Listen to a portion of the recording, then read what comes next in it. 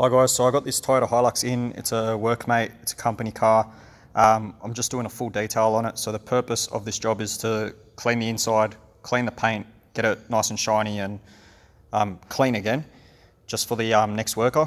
Now the paint is in horrible condition. It's got etching, it's got dings, it's got everything. But what I'm using on the paint, because it's an express detail and I want to get through it as quickly as possible, being this type of express full detail, is Paint Restorer 51. So that's our all-in-one polish. It's going to remove the stubborn stains on the paint. It's going to leave a slick finish, and it's going to remove light blemishes, and it's going to do it all in one step. So I don't have to go and finish off and wax the car or seal it. It's going to be sealed with this. Just thought I'll show you as well, quick demonstration of what it looks like at the moment. So that's the paintwork. That's where I haven't polished at all.